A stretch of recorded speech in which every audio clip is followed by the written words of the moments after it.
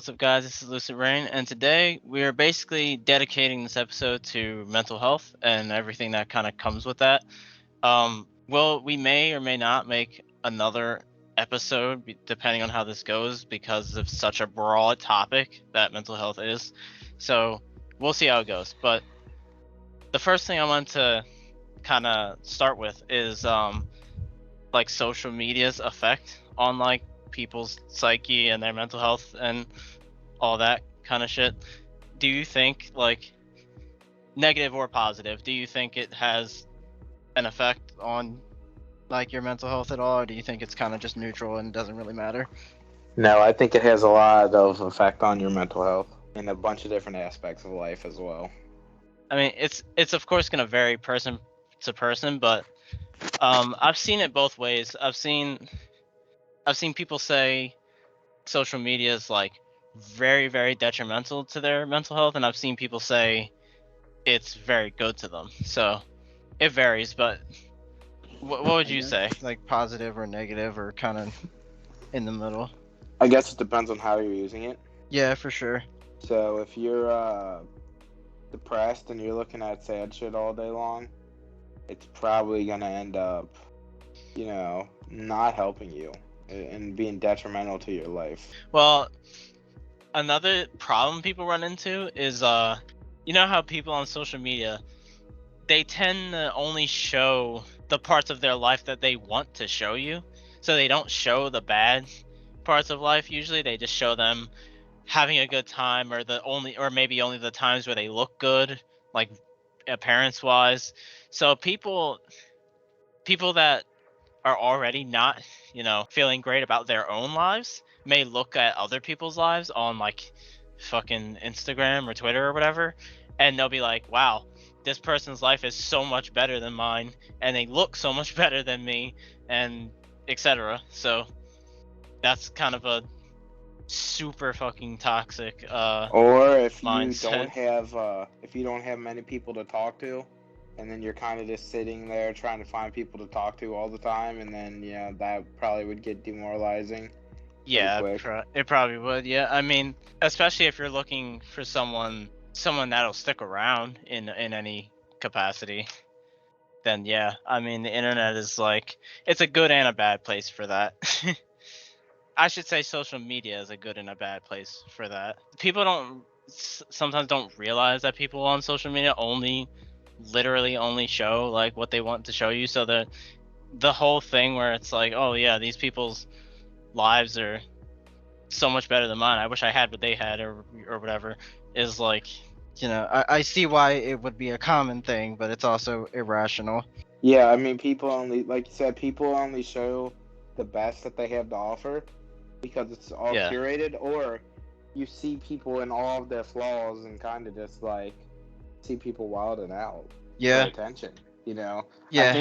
I think what it's done is it's given people a way to get attention, and in doing so, it is kind of rewarded the worst parts of personalities rather than the best parts. Yeah, I mean, it definitely gets attention if you're doing, just do it. You get attention no matter what you do.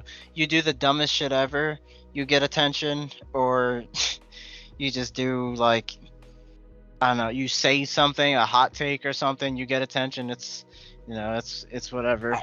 Also, I don't have the numbers in front of me this, but just so take this with a grain of salt. I could be wrong, but I don't believe I am. The fact that so many people have disorders now, and like that rate is seemingly increasing by a lot every single day.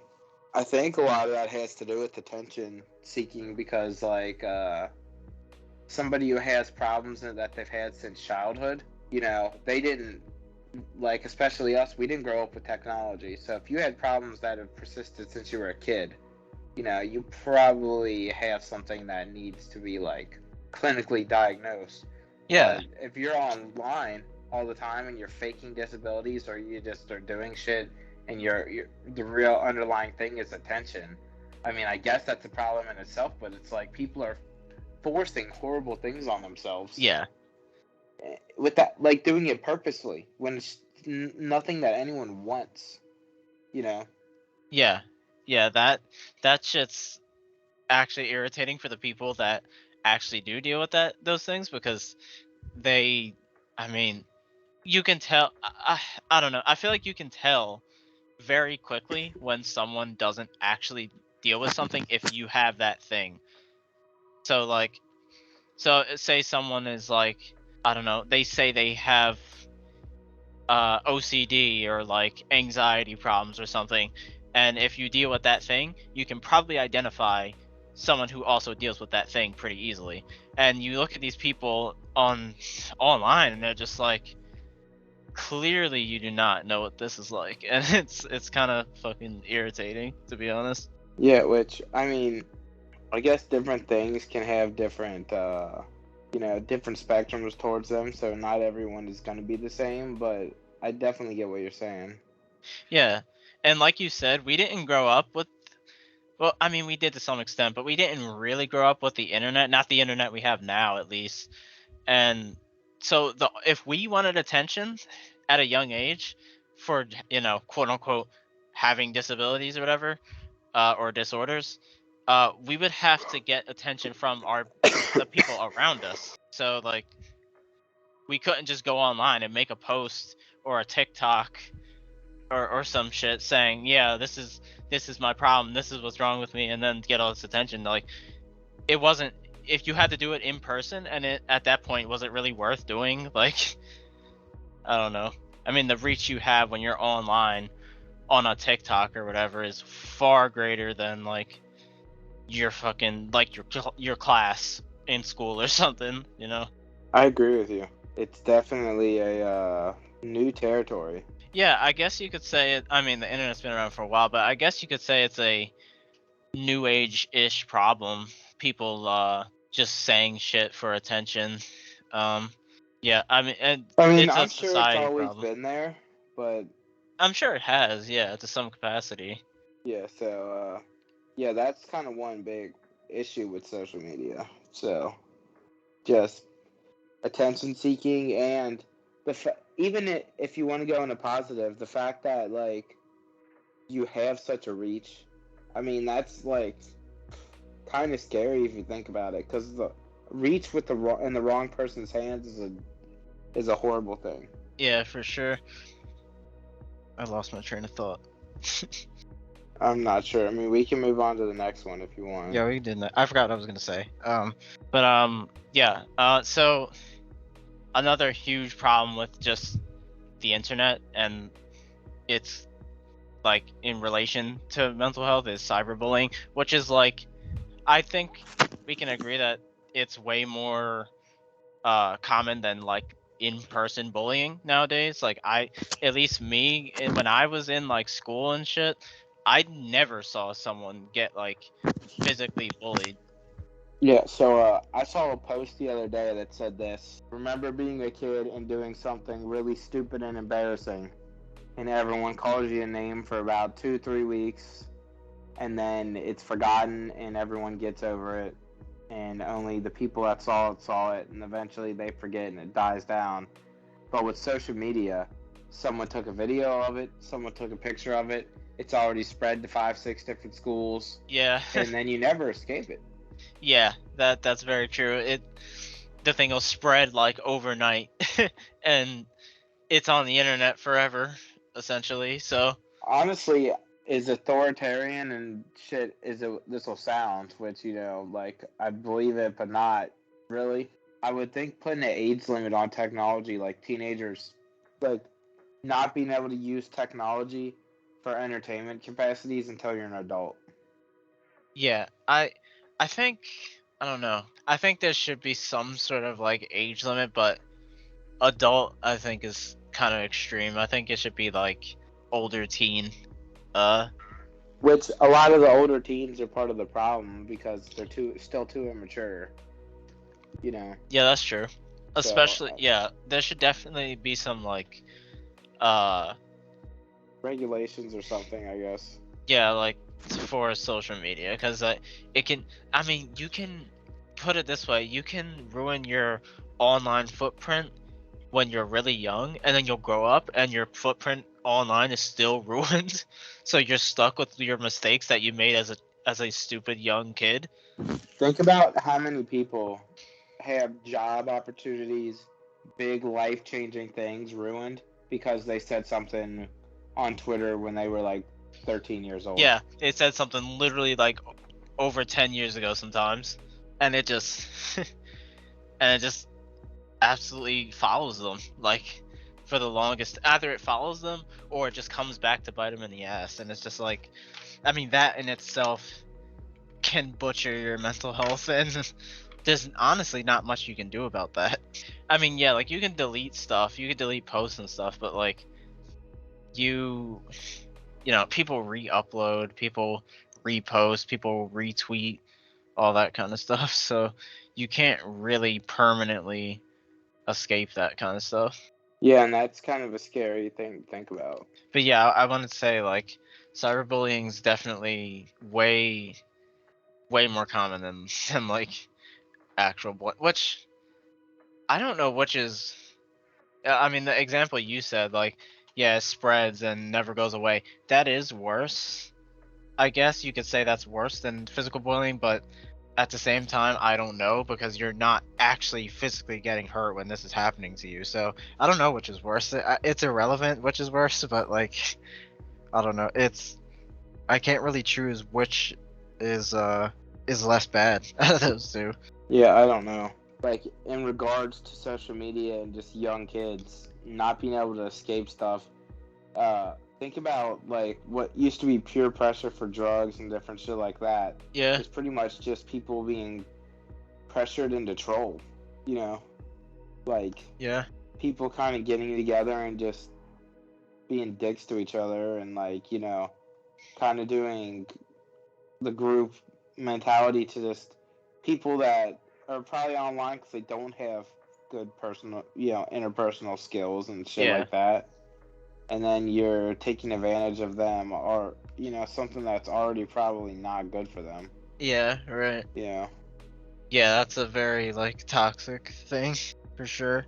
I mean, but I mean, honestly, you can't stop really young kids from going on social media. Like if their parents just give them a phone and with no restrictions, then they're gonna do it. Like there's nothing you can't really do anything about it. So, and some kids are fine. Some kids are perfectly fine on social media, but some are not. So, not even just kids, teens too. So. Yeah, I mean it's about maturity and whatnot, and I don't really know how you police that, and I don't think you'll be right to, but in an idealistic world. Yeah, I don't think you could either really. And I mean, say theoretically they did like put I don't know how they would do it, but they put like an age restriction on all that stuff. People would be furious. So yeah, it would not end up good. Yeah, it wouldn't blow over well, like at all. So I mean, people don't like restrictions of any kind, to be honest. So like no matter what you're talking about. So they have these, I guess you could just call them mental health bots. And it's exactly what it sounds like. It's basically just, it's a bot that tries to help you get through whatever it is you're going through. Like it could be anything. And they give these bots like, I'm trying to think of like, Better Health might have these. I'm not sure of the like brands or whatever, but yeah, they have like certain keywords that is baked into the bot to like be like, oh, if this person says I don't know, this thing about wanting to hurt themselves or something, the bot's gonna immediately just be like, call a hotline or call a crisis hotline or something like that. That's immediately what it's gonna say. If you say I don't know. Like that's just an example. But yeah, basically, it's a good idea on paper, right? If someone isn't able to get in touch with a person for whatever reason, because it can get kind of difficult to get in touch with a person. We'll get into that later, probably. It sounds like a good idea, but when in practice, these bots are, I can tell you they're absolutely useless, at least in my experience, because it's just not. I mean, you don't need me to tell you this, but it's not the same as talking to a person. Like, even we're not to the point with AI yet, I don't think, where a mental health bot is useful. I think we will be there eventually, but like right now, that shit is not useful. Yeah, I don't know why you'd want a computer trying to analyze shit that's super subjective and really personal. You know, Yeah, and right. has a lot of variables to it. I just don't think that is a computer's forte, really. Yeah. You know. Yeah, that's very true. I mean, these are very complex topics, so like an AI is just not going to be able to grasp all of that. The best it can do is, Regurgitate what has yeah, already been said, pretty much. pretty much, yeah, and just direct you to a crisis hotline. Like that's basically all it can do. Like it can never be helpful. And maybe if someone's in a really bad place and they're contacting one of these mental health bots, Well, what's scary is, has there been any cases where mental health bots actively hurt somebody? I don't Do you know, know of but any? I don't know of any, but I wouldn't be surprised if someone walked away from talking with one of them and felt worse because they were just like, okay, well, this this doesn't help either because nothing does. So I can see someone walking away from that thinking like that was a waste of time. Now you know, why did I even do that shit?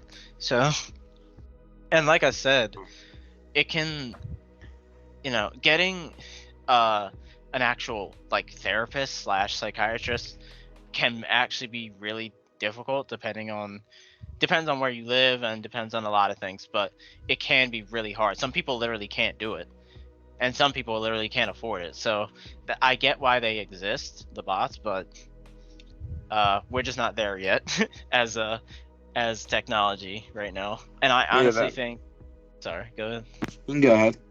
Oh, I honestly think like getting therapy and stuff like that shouldn't be as uh difficult and expensive as it is. Like yeah, I get like it's a tough job and they need like Well, they should be getting paid well, but like normally insurance is probably, you know, insurance is your best friend and take with a bunch of stuff like that. that.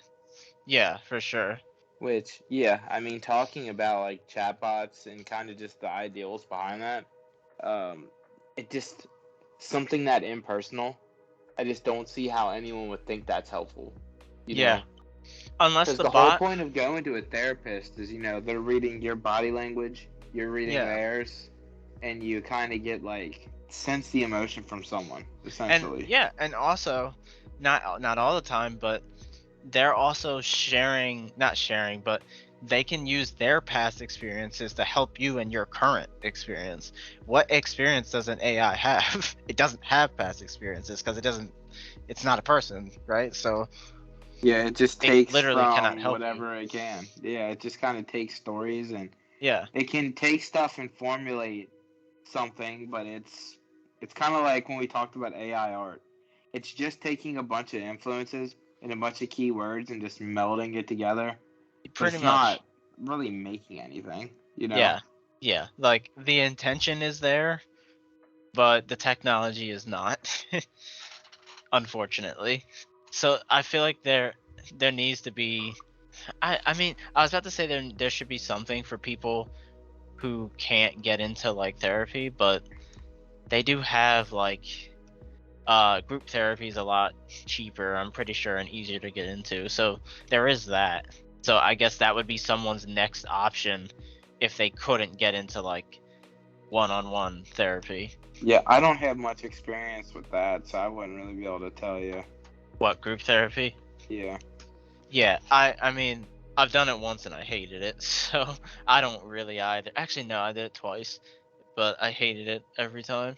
And the reason I say that is because like talking, I don't know, sharing such personal stuff with so many people around you is like that is not for me. I just don't like that. And honestly, I don't know how people even do that. It's probably just because I'm like a really anxious person, but I don't like all these people knowing so much about me, such personal things. How do you feel about that? I know you say you didn't do it before, but how do you think you would feel about doing that? I don't know. It sounds like more anxiety than I came in with. Yeah, that's kind of how I feel. I feel like it just makes you way more anxious than you'd already be. I don't know. I'm not saying it doesn't help anyone. I'm sure it does, but it's just it's not for me. And honestly, I think someone would get more out of one-on-one anyway, because then the person can focus directly on you and your problems. While if it's a group thing, then they have to try and like yeah, they'll focus on you for like when you get your time to talk, but that's it. After that, they're moving on and they're talking, they talk generally that so that it applies to everyone, right? Uh so they don't really do a lot of one-on-one in that environment. So yeah, I honestly don't think it's very helpful, but I'm sure there's someone out there who that like really really helped. Yeah, and one thing with social media is in the fact that it is the way it is. It's kind of helped with people being able to get therapy, just with there being so much options online and you being able to search up counselors' names. And That's I mean, true. I'm sure before the internet it was horrible finding help. Yeah. I Because where can't would you even even look? I don't even want to imagine that because you would have to search locally. Well, obviously you got to search locally anyway, but you would have to like physically go to places and just kind of look around. Like that must be horrible. I can't even imagine that. Yeah, I mean, you'd have to track down an agency and figure out, like, it's just 10 Honestly, times harder.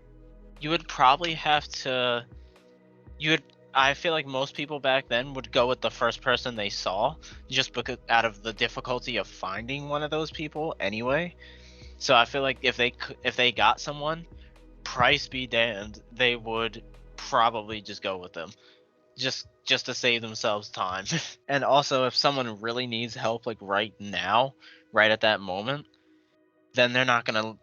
Who wants to search around for who knows months, weeks, months, who knows how long to get someone who's perfect for you? Like you don't have, you're not gonna be down to do that. So Yeah, I mean, so it is one thing. I also, like, playing devil's advocate, think there are some problems with stuff like BetterHelp and all the online therapy platforms. Is yeah, first, it's how expensive they are. yeah. So is Better They're, Health only online? Is that what that is? yeah, I'm fairly certain. Hmm. Yeah, I'm weird about that because I don't know. I'm a firm believer of being in person is more helpful, but I'm not saying virtual can't help, but that's just kind of what I believe. Yeah, no, I mean, I'm sure, like, I've done virtual when it necessitates, and you Yeah, still get a connection, but there's no better connection than being in person with someone. yeah, I agree. Better Health was in some kind of I don't remember what it was. They were in some sort of controversy like a few years back, and I don't remember what that was about. But people were, YouTubers were being sponsored by Better Health and stuff, and people would be like, "Why are you taking that sponsor? Better Health is disgusting" or something. And I don't remember what that was about, but uh, there's some kind of like stigma against them. Maybe they worked through that, maybe they changed or whatever, but I don't know. I kind of would steer clear of it just because of that whole controversy. So, what exactly was the controversy? I don't know. I don't remember. I just remember people were looked down upon for being sponsored by Better Health or Better Help or whatever it's called. I'd have to look it up, but first I'm gonna look up if it's okay. It's Better Better Help. health. It's Is it better help or better health? it's Better Help, I believe. Yeah. I was saying health this whole time, but yeah, apparently it's health. Do you know like how much It broke something its like that private costs? policy by sharing and monetizing customer health information. Oh wow. So not great. That's pretty bad. You can't be doing that. Yeah, that's not a good thing at all. That's pretty bad. Yeah, that's on especially because something like that, you're giving somebody a lot of trust, Yeah, and seriously. you're giving somebody a lot of Personal you know, information. yeah, personal information and stuff that is very sensitive. Yeah, And for that to that's be like not weaponized okay. against you, yeah, it's kind of crazy. I mean, breaking confidentiality is probably the worst thing you can do as a as a therapist. Yeah, and I'm pretty sure like people would get fired for that Oh, in they a would. They professional easily setting. would. Get their Easily would be license fired. revoked and not be able to see anyone because of it. Yeah, I mean they should. Cause I don't know, like yeah, you could say I don't know, like I don't know who exactly they would be telling your private information, but it doesn't really matter. Like whoever they tell, if people Yeah, found just a out, bunch of companies, I guess.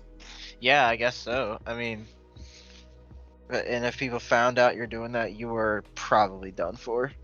Well, people still are sponsored by them, and they still get people every single day. So Yeah, I'm sure they get a lot of people, honestly, because I think the online things kind of I could be wrong, but I think that's more common and popular than like straight up one-on-one typical therapists. So I don't know. Maybe in the future we won't even have in-person therapists anymore because it seems like no one wants to leave their house, which I guess I understand, but I guess I people are just mean, like, I think it's bad because like the further we kind of isolate each other and ourselves, I mean, where is that gonna end? You know, not yeah, anywhere good. yeah. I feel like we need to like, I feel like there's a line to be drawn there, like that we should not cross, like to the point where everything we don't go leave for literally anything. We almost are like that as it is. So like if you don't want to leave, you kind of don't have to nowadays. So like I kind of don't like that. Like yeah, it's convenient in a lot of ways. It's also has bad implications in other ways, in my opinion. Yeah, I agree with you. Well, one more topic that kind of touches on technology, and this one is probably one of the oldest as far as how long it's been, utilized compared to all the rest of them. This one is probably the oldest, but it's still technology, and that's like hotlines and whatnot. I don't know. Do you think that they're useful? I'm sure they are. Like I'm sure they have um kept a lot of people safe, but at the same time, I feel like there's equally as many people that were not really affected by or didn't think it helped. That's what I think, but I could be wrong. Maybe it helped most people. I wouldn't really know.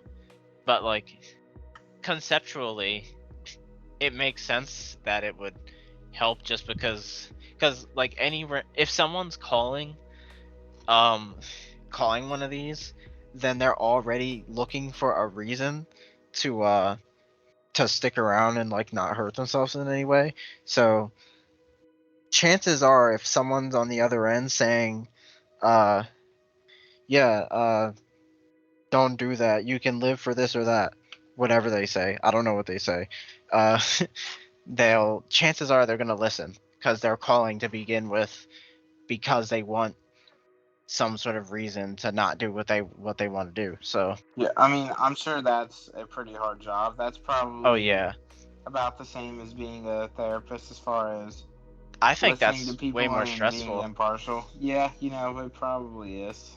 because like that's like you're dealing with a crisis every time at that point at that job, and that has to be taxing.